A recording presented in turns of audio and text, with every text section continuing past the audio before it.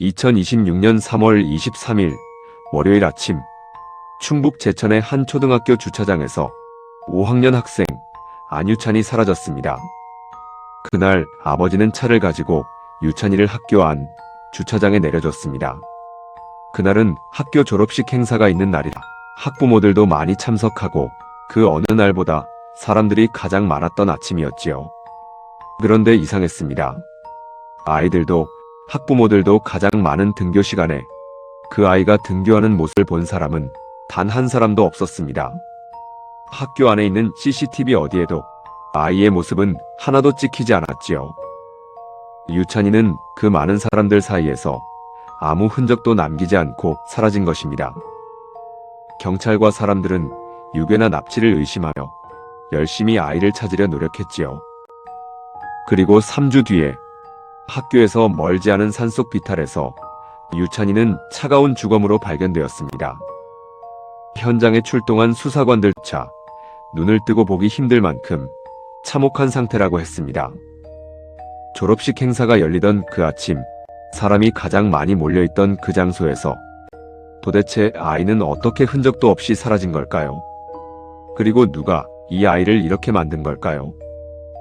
2026년 봄, 초등학교에서 실종된 한 아이의 미스터리한 이야기를 지금부터 시작하겠습니다.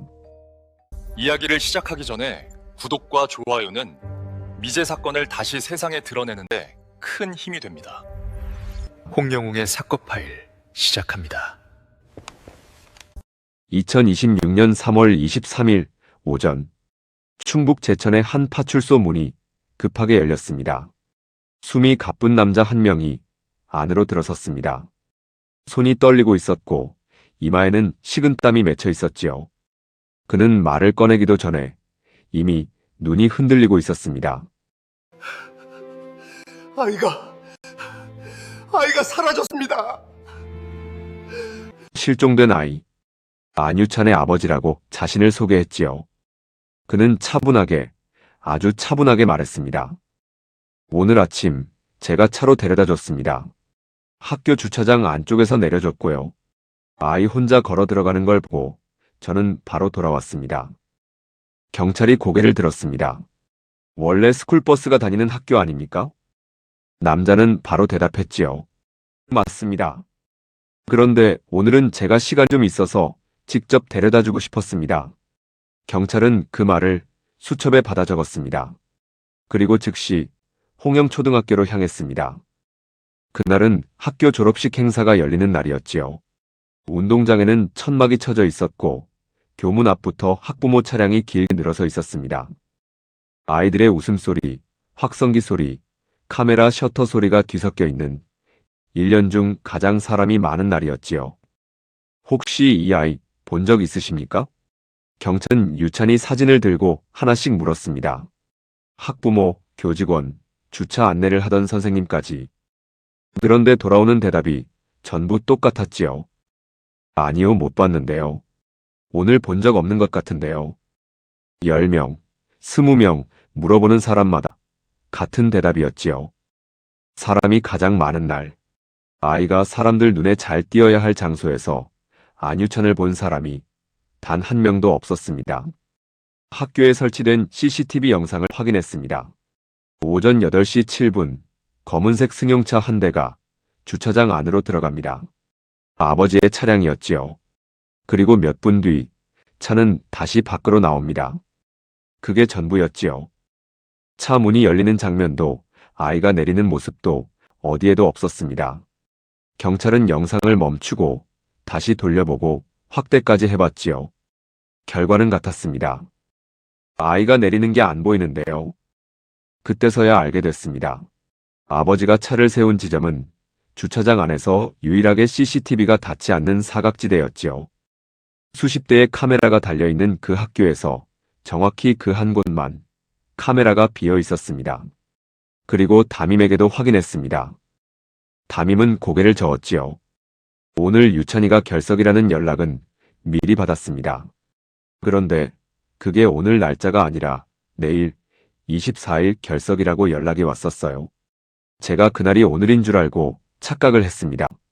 그래서 오늘 출석부에 유찬이 이름을 그냥 넘겼습니다. 안유찬의 엄마가 미리 연락을 해뒀다고 했습니다. 24일에 가족 여행이 있어서 결석한다고. 담임은 날짜를 하루 착각해 아이가 23일에 학교에 오지 않았는데도 아무 이상함 느끼지 못했지요. 그 사소한 착각이 아이에게 가장 중요했던 하루를 덮어버렸습니다. 경찰은 그 자리에서 긴급 수색 명령을 내렸습니다. 사건은 단순 실종이 아니었지요. 무언가 처음부터 어긋나 있었습니다. 안유찬은 2015년에 태어났습니다. 충북 제천 외곽 작은 단독주택에서 외할머니 이순자와 함께 살던 아이였지요. 아이의 부모는 일을 하느라 바빠서 늘 할머니가 돌봤습니다. 평일에는 할머니 집에서 학교를 다녔지요. 부모의 집과 할머니의 집은 가까웠습니다.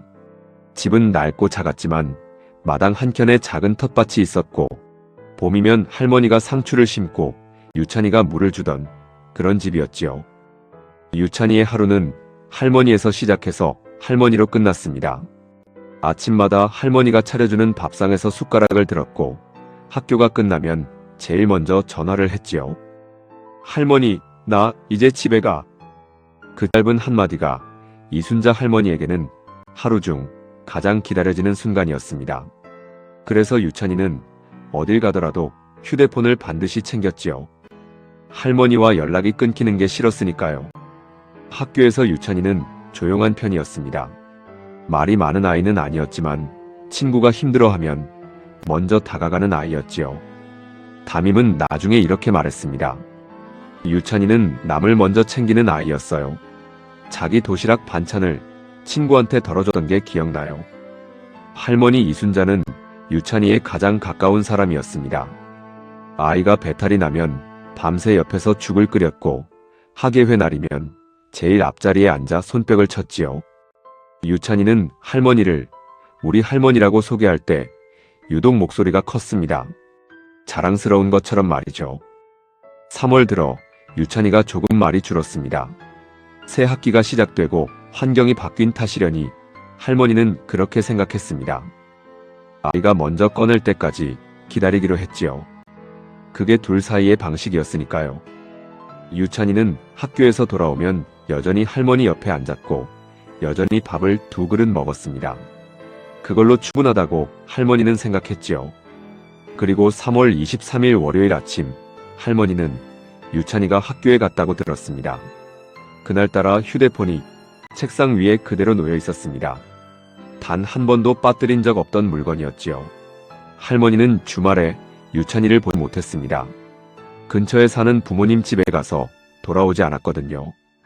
이순자 할머니는 아이가 학교에서 올 시간에 맞춰 미역국을 끓였습니다. 유찬이가 제일 좋아하는 음식이었지요. 졸업식 날이라 일찍 올 것 같다며 국이 식으면 또 데웠습니다. 그런데 한참이 지나도록 아이는 돌아오지 않았습니다. 전화를 했지만 연결이 되지 않았습니다. 문자를 보냈지만 읽히지 않았지요. 할머니는 마당으로 나왔습니다. 골목 끝을 바라봤지요. 올 시간이 한참 지났는데 하면서 아이의 실루엣이 나타나기를 기다렸습니다. 유찬이는 끝내 돌아오지 않았습니다. 아이의 어머니와 아버지에게 연락을 돌렸지요. 아이가 사라진 것 같다고. 빨리 신고하라고 말이죠. 그날 이순자 할머니는 미역국 냄비를 불 위에 올린 채 하루 종일 기다렸습니다. 혹시 배고프다며 돌아올까봐 국을 시키지 않은 것이었지요. 한편 실종 신고가 접수된 지 2시간도 지나지 않아 홍영초등학교 일대는 완전히 다른 공기로 바뀌었습니다. 졸업식 행사 천막이 그대로 서 있는 운동장에 경찰 차량이 줄지어 들어섰지요. 아이들의 웃음소리가 가득했던 그 자리에서 이제는 무전기 소리와 구령 소리가 울려 퍼졌습니다. 경찰과 소방대원, 그리고 소식을 듣고 달려온 마을 주민들 수십 명이 학교 주변을 중심으로 수색을 시작했지요. 산길, 하천, 마을 골목, 사람이 들어갈 수 있는 곳이라면 전부 뒤졌습니다. 그날 오후 마을 방송이 울려 퍼졌습니다. 홍영초등학교 5학년 안유찬 군이 실종되었습니다. 주민 여러분의 협조를 부탁드립니다. 그 순간부터 이건 한 가족의 일이 아니라 마을 전체의 일이 되어버렸지요. 퇴근하던 사람들도, 가게 문을 닫던 상인들도 하나둘씩 손전등을 들고 밖으로 나왔습니다. 이름을 부르는 소리가 산속으로 퍼져나갔지요. 유찬아, 안유찬. 하지만 아무런 대답도 돌아오지 않았습니다. 하루가 지나고 이틀이 지나 사흘이 되던 날, 경찰은 수색 범위를 학교에서 반경 5km 이상으로 넓혔습니다. 드론까지 투입됐지요. 하지만 결과는 달라지지 않았습니다. 옷 한 조각도 발자국 하나도 나오지 않았지요. 그게 첫 번째 이상함이었습니다. 보통 실종 사건이라면 어딘가에는 흔적이 남기 마련입니다. 신발 자국이든 찢긴 옷이든 무언가 하나쯤은 나와야 했지요. 최소한 목격자가 단 한 명이라도 나왔어야 했습니다. 그런데 이 사건은 달랐습니다. 정말로 아무것도 없었지요. 사라진 게 아니라 마치 증발한 것처럼 말이죠. 그리고 엿새째 되던 날이었습니다. 2026년 3월 29일. 여기 뭔가 찾았습니다. 산길을 수색하던 대원 하나가 발걸음을 멈췄습니다. 낮은 풀숲 사이 노란색 가방 하나가 놓여 있었지요. 유찬이의 가방이었습니다. 수색대가 순식간에 몰려들었지요. 그런데 이상했습니다. 그 며칠 사이에 여기는 비가 꽤 많이 내렸습니다. 산길은 진흙이었고 풀잎은 젖어 있었지요. 그런데 그 가방은 흙 한 점 묻어 있지 않았습니다. 젖은 흔적도 없었지요. 마치 방금 누군가가 가져다 놓은 것처럼 깨끗했습니다. 담당 형사의 눈이 가늘어졌습니다. 이 구역 이틀 전에도 수색했던 데 아닙니까? 맞았습니다. 그 지점은 이미 2차례 수색이 끝난 구역이었지요. 그때는 아무것도 없었습니다. 그런데 지금은 있었지요. 그 말은 하나를 뜻했습니다. 누군가가 나중에 가져다 놓았다는 것이었습니다. 그리고 2주가 더 지난 뒤 4월 12일이었습니다. 이번에는 학교에서 훨씬 더 떨어진 산속 깊은 곳에서 검은 운동화가 발견됐습니다. 유찬이가 신고 다니던 나이키 운동화였지요. 그런데 이번에도 신발은 깨끗했습니다. 비를 맞은 흔적도 흙이 묻은 자국도 없었습니다. 더 이상한 건 위치였지요. 가방이 나온 곳과 신발이 나온 곳은 방향이 전혀 달랐습니다. 걸어서 이동했다고 보기에는 너무 멀었고 아이 혼자 이동했을 가능성은 처음부터 없는 거리였지요. 수사팀 내부의 공기가 조용히 바뀌었습니다. 이건 누군가가 옮기고 있는 겁니다. 가방과 신발, 둘 다 이미 수색이 끝난 구역에서 나왔고 둘 다 비가 온 뒤에도 깨끗한 상태였습니다. 이건 우연이 아니었지요. 누군가가 의도적으로 조금씩 흔적을 만들어내고 있었습니다. 수사의 방향을 흐트기 위해서. 그 순간부터 이 사건은 완전히 달라졌습니다. 아이를 찾는 수색이 아니라 이 모든 걸 꾸미고 있는 사람을 찾는 수사가 되어버렸습니다. 그리고 그 질문은 아주 서서히 한 방향으로 좁혀지기 시작했지요. 한편 이순자 할머니는 그 시간 내내 학교 앞 벤치에 앉아 있었습니다. 수색대가 산을 오르고 드론이 하늘을 가르고 사람들이 골목을 뒤지는 동안 그녀는 그 자리를 떠나지 않았지요. 누군가 할머니 들어가서 쉬세요라고 하면 고개를 젓고는 또 그 자리에 앉았습니다. 매일 저녁 할머니는 집에 돌아와 미역국을 한 번 더 끓였습니다. 상하지 않도록 유찬이가 언제든 돌아와 먹을 수 있도록 말이죠. 그리고 다음 날 아침 다시 그 벤치로 나왔습니다. 2026년 4월 13일 안유찬이 사라진 지 딱 3주가 되는 날이었습니다. 그날도 수색은 계속되고 있었지요. 하지만 사람들의 표정은 이미 많이 굳어 있었습니다. 누구도 입 밖으로 꺼내지 않았지만 모두가 같은 생각을 하고 있었지요. 살아있을까? 그 질문에 자신 있게 답할 수 있는 사람은 아무도 없었지요. 그때였습니다. 여기 뭔가 있습니다. 학교 뒤편 야산, 사람이 잘 다니지 않는 비탈진 경사면이었지요. 수색대가 몰려들었습니다. 그리고 그곳에서 안유찬의 주검이 발견되었지요. 현장은 말 그대로 멈춰버렸습니다. 아무도 말하지 않았고 아무도 움직이지 않았지요. 그저 그 자리에 서서 바라볼 수밖에 없었습니다. 차갑고 작고 이미 많이 상해 있는 상태였지요. 안유찬이었습니다. 그렇게 3주 동안 이어졌던 수색은 한순간에 끝났습니다. 이제 이건 더 이상 실종 사건이 아니었지요. 주검이 발견된 사건이었습니다. 이순자 할머니에게 소식이 전해진 건 그날 오후였지요. 할머니는 그 순간 아무 말도 하지 않았다고 합니다. 울지도 않았습니다. 그동안 너무 많이 울어서였을까요? 그냥 한참 동안 허공을 바라봤습니다. 옆에 있던 경찰이 조심스럽게 어깨에 손을 얹었을 때 할머니는 그제야 천천히 고개를 숙였습니다. 그리고 아주 작은 목소리로 이렇게 말했지요. 유찬이가 밥은 먹고 갔을까요? 그 한마디에 현장에 있던 형사들 중 몇 명이 고개를 돌렸습니다. 부검이 진행됐습니다. 그리고 결과는 수사 방향을 완전히 뒤집어 놓았습니다. 외상이 별로 없었습니다. 산에서 길을 잃은 것도 추락한 것도 아니었지요.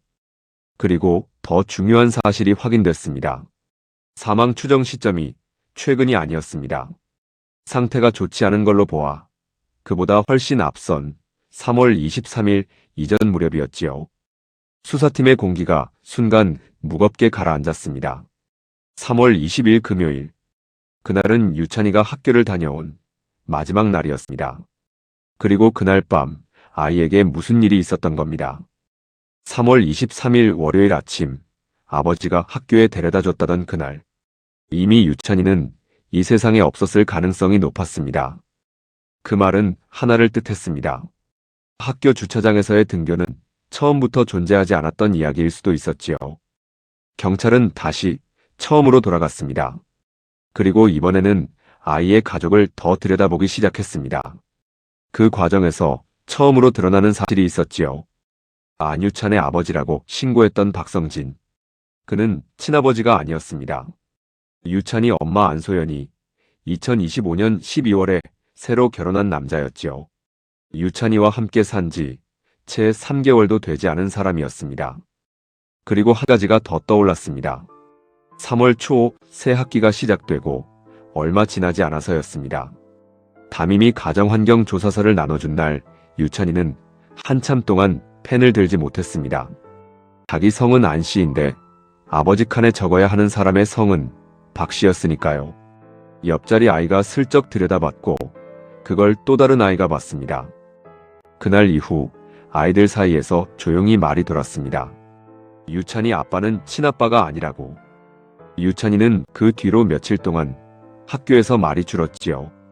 아직 어린 작은 가슴이 그렇게 학교에서도 상처를 받아왔습니다. 할머니는 눈치를 챘지만 아이가 먼저 꺼낼 때까지 기다리기로 했죠. 그게 둘 사이의 방식이었으니까요. 그런데 유찬이는 끝내 그 이야기를 꺼내지 못했습니다. 수사팀은 처음으로 돌아갔습니다. 이번에는 박성진의 진술을 아주 처음부터 한 문장씩 다시 들여다봤지요. 그리고 그 진술 주변에 설명이 되지 않는 것들이 하나씩 모습을 드러내기 시작했습니다. 사망 추정 시점이 3월 20일 금요일 밤이라면 유찬이는 주말 사이에 이미 세상을 떠난 것이었습니다. 그런데 월요일인 3월 23일 담임에게는 24일 결석 연락이 미리 가 있었지요. 아이 엄마 안소연이 보낸 연락이었습니다. 24일에 가족 여행이 있다고 대만으로 신혼여행을 떠나기로 되어 있었습니다. 유찬이도 함께 가는 일정이었지요. 그런데 그 연락이 발송된 날짜를 확인했을 때 수사팀의 손이 멈췄습니다. 연락은 3월 20일 금요일에 보내진 것이었습니다. 아이의 사망 추정 시점과 같은 날이었지요. 두 번째 수상한 점이 있었습니다. 유찬이는 실종 신고 전날인 3월 22일 일요일 학교에 나오지 않은 것이 당연했습니다. 주말이었으니까요. 하지만 주말 동안 아이가 어떤 상태였는지 할머니 이순자는 전혀 몰랐습니다. 박성진 측에서 유찬이가 몸이 좋지 않다며 할머니 집에 보내지 않았으니까요. 주말 내내 할머니는 아이와 연락이 닿지 않았습니다. 전화를 해도 받지 않았고 박성진은 아이가 자고 있다고만 했지요. 이순자 할머니는 그 이틀이 마음에 걸렸다고 나중에 진술했습니다. 그냥 넘겼던 게 너무 후회된다고. 사건 당일날 아침 아이가 핸드폰을 가져가지 않은 것까지도 매우 수상했지요. 세 번째는 새아빠의 행동입니다. 박성진은 그날 회사에 휴가를 냈습니다. 아이를 학교에 데려다 주기 위해 직장인이 연차를 쓴다는 건 그 자체로 설명이 필요한 일이었지요. 유찬이는 평소 스쿨버스를 타고 등교하던 아이였습니다. 한 번도 빠진 적 없이 타던 버스였지요. 그런데 하필 그날만 굳이 직접 데려다 줬습니다. 그것도 회사까지 쉬어가면서 말이죠. 네 번째는 차량 블랙박스를 확인했을 때였습니다. 유독 그날만 블랙박스 전원이 꺼져 있었지요. 고장도 아니었고 배터리 문제도 아니었습니다. 기록을 보니 전날까지 정상 작동하고 있었습니다. 그런데 3월 23일 아침 누군가 의도적으로 전원을 차단한 것이었지요. 차 안에서 무슨 일이 있었는지, 누가 타고 내린 건지 아무것도 남지 않도록 말이죠. 심지어 처음에는 블랙박스는 절대 공개 못한다고 했던 박성진이었습니다. 다섯 번째는 주차장 CCTV 사각지대였습니다. 박성진이 차를 세운 그 지점은 홍영초등학교 주차장에서 유일하게 카메라가 닿지 않는 곳이었지요. 수십 대의 카메라가 달린 학교였습니다. 그런데 정확히 그 한 곳을 골랐습니다. 처음 와본 사람이라면 알기 어려운 위치였습니다. 계획적으로 작정하고 세워야지만 그 자리를 선택할 수 있었지요. 수사팀은 5가지를 칠판에 적어두고 한참 동안 바라봤습니다. 하나하나 따로 보면 설명할 수 있을지도 몰랐습니다. 우연일 수도 있고 착각일 수도 있고 그냥 그런 날일 수도 있었지요. 하지만 이 5가지가 전부 같은 날 아침 같은 사람을 중심으로 겹쳐진다면 더 이상은 우연이 아닙니다. 휴대폰, 주말에 연락 두절, 회사 쉬고 직접 등교, 블랙박스 차단, CCTV 사각지대 하차, 그리고 마지막으로 아이를 목격한 사람. 모든 화살표가 한 방향을 향하고 있었지요. 경찰은 결정을 내렸습니다. 압수수색이었습니다. 압수수색 영장이 발부됐습니다. 경찰이 도착했을 때 집안은 조용했습니다. 안소연은 현관에서 두 손을 맞잡은 채 서 있었고 박성진은 거실 소파에 앉아 팔짱을 끼고 있었지요. 두 사람 모두 말이 없었습니다. 초반과는 달리 수색에 반발하지도 않았습니다. 그냥 조용히 들어오라는 듯 비켜섰지요. 겉으로 보기에는 평범한 집이었습니다. 거실에는 TV가 켜져 있었고 부엌에는 설거지가 되지 않은 그릇이 몇 개 쌓여 있었습니다. 유찬이의 방문은 닫혀 있었지요. 경찰이 문을 열었을 때 방 안에는 교과서와 알림장이 그대로 책상 위에 놓여 있었습니다. 아이가 그냥 잠깐 자리를 비운 것처럼 아무것도 치워지지 않은 상태였지요. 수색은 거실부터 시작됐습니다. 가구를 움직이고 서랍을 열고 바닥을 살폈습니다. 그런데 한 곳에서 감식팀의 발걸음이 멈췄습니다. 거실 한쪽 구석 나무 바닥이었습니다. 여기 한번 봐주세요. 얼핏 보기에는 다른 곳과 다를 게 없었습니다.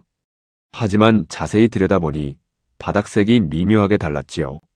나무 결이 긁힌 자국이 있었고 그 위로 무언가를 문지른 흔적이 어렴풋이 남아 있었습니다. 감식팀이 조명을 껐습니다. 그리고 루미노를 뿌렸지요. 어둠 속에서 파란 빛이 천천히 번지기 시작했습니다. 점 하나가 아니었습니다. 거실 한쪽 구석에서 시작해 문 쪽을 향해 길게 이어지는 흔적이었지요. 누군가 닦아냈지만 눈에 보이지 않는 곳에 여전히 남아 있었던 겁니다. 아무도 말을 하지 않았습니다. 루미놀 반응이 나온 구역에서 혈흔 샘플을 채취했습니다. 분석 결과까지는 시간이 필요했지요. 하지만 며칠 뒤 결과가 나왔습니다. 안유찬의 혈액과 일치했지요. 그 순간 모든 것이 달라졌습니다. 이 아이는 학교 주차장에서 사라진 것이 아니었습니다. 어딘가에서 납치된 것도 아니었습니다. 집에서 이미 모든 것이 끝나 있었던 겁니다. 졸업식 행사가 열리던 그 아침, 그 많은 사람들 사이에서 아이를 찾던 그 시간 동안 유찬이는 이미 산속에 누워 있었지요. 경찰은 박성진을 소환했습니다. 조사실에 들어온 그는 처음에는 여전히 차분했습니다. 팔짱을 끼고 앉아 모르는 일이라고 했습니다. 아이를 학교에 데려다 줬고 걸어 들어가는 것을 보고 돌아왔다고 처음 진술과 똑같이 반복했지요. 형사는 서두르지 않았습니다. 루미놀 사진을 테이블 위에 올려놓았습니다. 블랙박스 차단 기록을 그 옆에 나란히 놓았지요. 혈흔 감식 결과를 그 아래에 겹쳤습니다. 그리고 아무 말 없이 박성진의 얼굴을 바라봤습니다. 박성진의 팔짱이 천천히 풀렸지요. 조사실에 침묵이 내려앉았습니다. 형사는 기다렸습니다. 시계 초침 소리만 또각또각 울렸지요. 박성진의 입에서 처음으로 말이 흘러나왔습니다. 그날 아이와 싸웠습니다. 목소리가 갈라져 있었지요. 형사는 아무 말도 하지 않았습니다. 그저 조용히 앉아서 기다렸지요. 박성진은 천천히 말을 이어갔습니다. 2026년 3월 20일 금요일 저녁이었습니다. 유찬이가 학교에서 돌아온 날이었지요. 박성진은 아이에게 쓰레기를 버리고 오라고 했습니다. 유찬이는 게임을 하다 말고 짜증을 냈습니다. 11살짜리 아이가 귀찮을 때 내뱉는 그런 반항이었지요. 별것 아닌 말 한마디였습니다. 그런데 그 다음 말이 박성진을 건드렸습니다. 엄마한테 다 이를 거야. 그 순간이었지요. 박성진은 손이 올라갔습니다. 한 번이 아니었지요. 멈추지 않았습니다. 아이가 쓰러진 뒤에도 계속됐지요. 그리고 어느 순간 유찬이는 더 이상 움직이지 않았습니다. 박성진은 한참 동안 그 자리에 서 있었다고 했습니다. 머릿속이 새하얘졌다고, 무엇을 해야 하는지 알 수 없었다고. 그러다가 그는 선택을 했습니다. 신고가 아니라 감추는 쪽이었지요. 그날 밤 그는 유찬이를 차에 싣고 집을 나섰습니다. 학교 뒤편 야산, 사람이 잘 다니지 않는 비탈진 경사면이었지요. 땅이 단단했고 혼자였고 어두웠습니다. 그는 그곳에 아이를 뉘었습니다. 집으로 돌아와 거실 바닥을 닦았습니다. 보이는 것들을 전부 지우려 했지요. 하지만 루미놀은 기억하고 있었습니다. 형사가 조용히 물었습니다. 안소연 씨는 알고 있었습니까? 박성진은 대답하지 않았습니다. 하지만 그 침묵이 이미 대답이었지요. 경찰은 안소연을 따로 불렀습니다. 처음에는 부인했습니다. 아무것도 몰랐다고, 남편이 말해주지 않았다고. 하지만 진술이 거듭될수록 구멍이 생기기 시작했습니다. 주말 내내 유찬이가 보이지 않았는데 이상하게 여기지 않았다는 것. 담임에게 결석 연락을 미리 보낸 것이 금요일 밤이었다는 것. 월요일 아침 남편이 혼자 차를 몰고 나갈 때 아무것도 묻지 않았다는 것. 안소연은 알고 있었습니다. 전부는 아니더라도 충분히 짐작하고 있었지요. 그럼에도 그녀는 입을 열지 않았습니다. 뱃속에는 박성진의 아이가 자라고 있었습니다. 24일에는 대만으로 신혼여행을 떠나기로 되어 있었지요. 그 모든 것이 그녀를 침묵하게 만들었습니다. 아이의 엄마가 자신의 아이를 지키지 않았습니다. 새로운 신랑과의 달콤한 미래만을 꿈꿨던 것일까요? 수사팀은 박성진을 살인 및 시체유기 혐의로, 안소연을 방조 및 증거 은닉 혐의로 각각 입건했습니다. 두 사람은 그렇게 나란히 조사실을 나왔습니다. 그 시각 이순자 할머니는 집에 있었습니다. 유찬이의 방문이 열려 있었습니다. 할머니는 그 방 앞에 한참 서 있다가 안으로 들어갔습니다. 책상 위 알림장을 손으로 쓸었습니다. 연필로 꾹꾹 눌러 쓴 유찬이 글씨가 거기 있었지요. 할머니는 그 알림장을 가슴에 꼭 안았습니다. 그리고 아무 소리도 내지 않고 그냥 그렇게 서 있었습니다. 창밖으로 봄비가 내리기 시작했습니다. 2026년 4월 16일 박성진은 살인 및 시체유기 혐의로 구속됐습니다. 안소연은 방조 및 증거 은닉 혐의로 불구속 입건됐지요.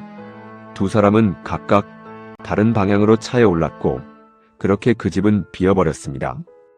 재판은 아직 진행 중입니다. 명확히 끝나지 않았지요. 하지만 검찰은 박성진에게 살인죄를 적용해 무기징역을 구형할 것입니다. 우발적 범행이라는 변호인 측 주장도 있겠지만 이번 사건은 전 세계의 국민들을 분노에 빠뜨린 사건이라 법원은 중형을 내릴 것이라 기대하고 있습니다.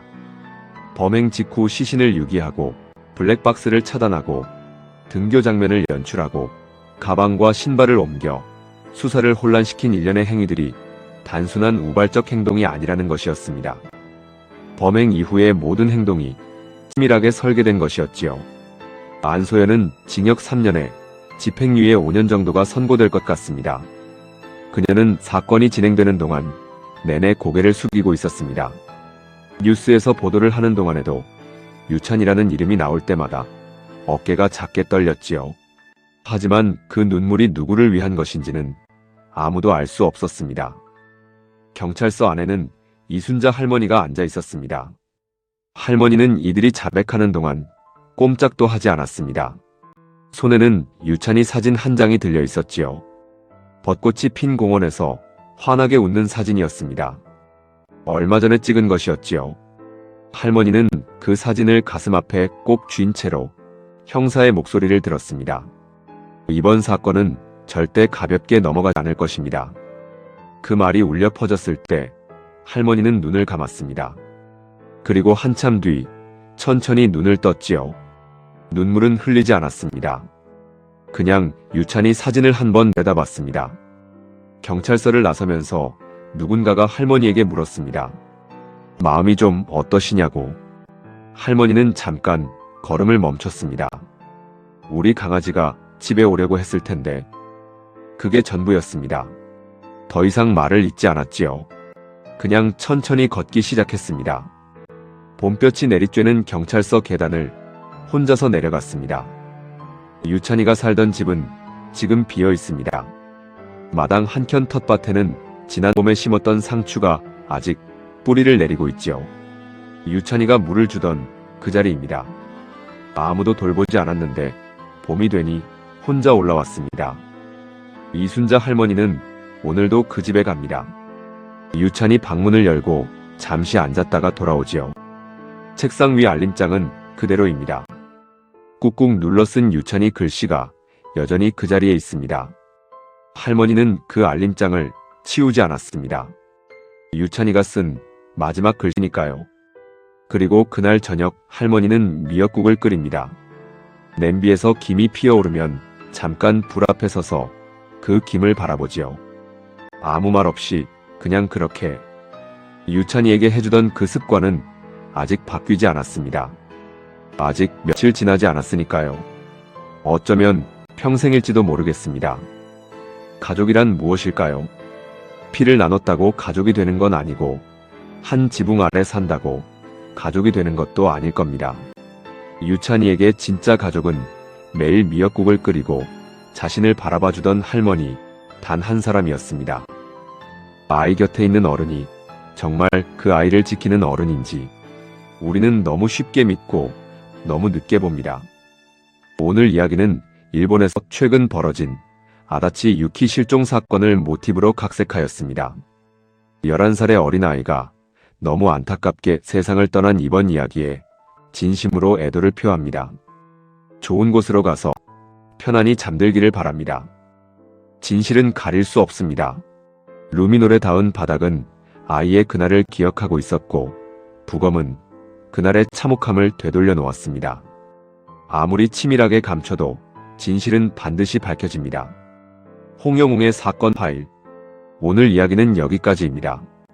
구독과 좋아요는 이런 이야기를 계속 세상에 꺼내는데 큰 힘이 됩니다. 시청해주셔서 감사합니다.